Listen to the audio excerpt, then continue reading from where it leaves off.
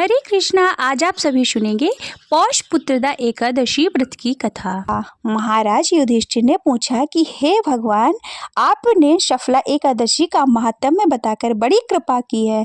अब कृपा करके यह भी बताइए कि पौष शुक्ल एकादशी का क्या नाम है, उसकी विधि क्या है और उसमें कौन से देवता का पूजन किया जाता है। भक्त वत्सल भगवान श्री कृष्ण बोले कि हे राजन, इस एकादशी का नाम पुत्रदा एकादशी है। इसमें भी नारायण भगवान की पूजा की जाती है। इस चर और अचर संसार में पुत्रदा एकादशी के व्रत के समान दूसरा कोई व्रत नहीं है। इसके पुण्य से मनुष्य तपस्वी, विद्वान और लक्ष्मीवान होता है। इसमें एक कथा कहता हूँ जो तुम ध्यान पूर्वक सुनो। भद्रावती नामक नगरी में सुकेतुमान नाम का एक राजा राज्य करता था। उसके कोई पुत्र नहीं था। उसकी स्त्री का नाम शैव्या था।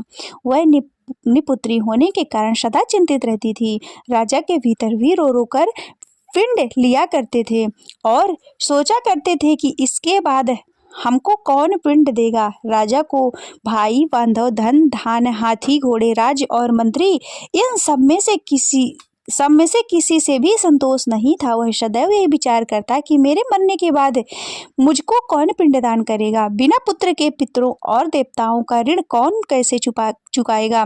जिस घर में पुत्र ना हो उस घर में सदैव अंधेरा ही रहता है। इसलिए पुत्र उत्पत्ति के लिए प्रयत्न करना चाहिए। जिस मनुष्य ने पुत्र का मुख देखा है वह धन्य है और इसको इस लोक में यश और परलोक में शांति मिलती है, अर्थात उसके दोनों लोग सुधर जाते हैं। पूर्व जन्म के कर्म से ही इस जन्म में पुत्र, धन आदि प्राप्त होते हैं।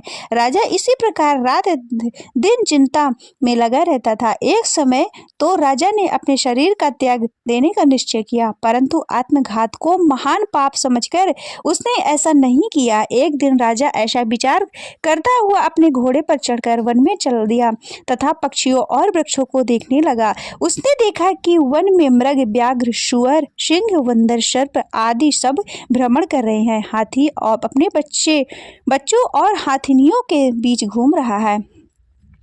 इस वन में कहीं तो गीदड़ अपने कर्कश स्वर में बोल रहे हैं और कहीं उल्लू ध्वनि कर रहे हैं। वन के दृश्यों को देखकर राजा सोच विचार में लग गया। इसी प्रकार आधा दिन बीत गया। यह सोचने लगा कि मैंने कई यज्ञ किए, ब्राह्मणों को स्वादिष्ट भोजन से तृप्त किया, फिर भी मुझको दुख प्राप्त हुआ। क्यों? राजा प्यास के मारे अत्यंत दुखी हो गया और पानी की तलाश में इधर उधर फिरने लगा। थोड़ी दूरी पर राजा ने एक सरोवर देखा। उस सरोवर में कमल खिले थे तथा सारस, हंस, मगरमच्छ आदि विहार कर रहे थे। उस सरोवर के चारों तरफ मुनियों के आश्रम बने हुए थे। उसी समय राजा के दाहिने अंग फड़कने लगे। राजा शुभ शगुन समझकर घोड़े से उतरकर मुनियों को दंडवत प्रणाम करके बैठ गया। राजा को देखकर मुनियों ने कहा कि हे राजन, हम तुमसे अत्यंत प्रसन्न हैं, तुम्हारी क्या इच्छा है सो कहो।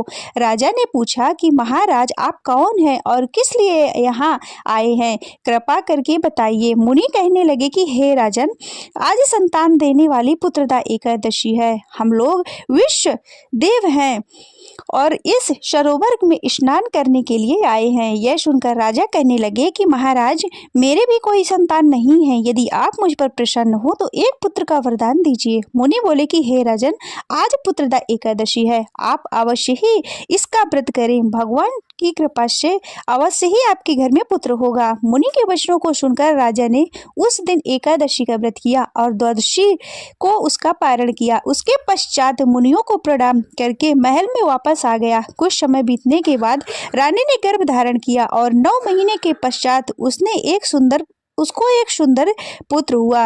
वह राजकुमार अत्यंत शूरवीर, यशस्वी और प्रजापालक हुआ। श्री कृष्ण बोले कि हे राजन, पुत्र की प्राप्ति के लिए पुत्रदा एकादशी का व्रत अवश्य करना चाहिए। जो मनुष्य इस महात्म्य को पढ़ता या फिर सुनता है या फिर दूसरों को सुनाता है, उसे अंत में ईश्वर की प्राप्ति होती है।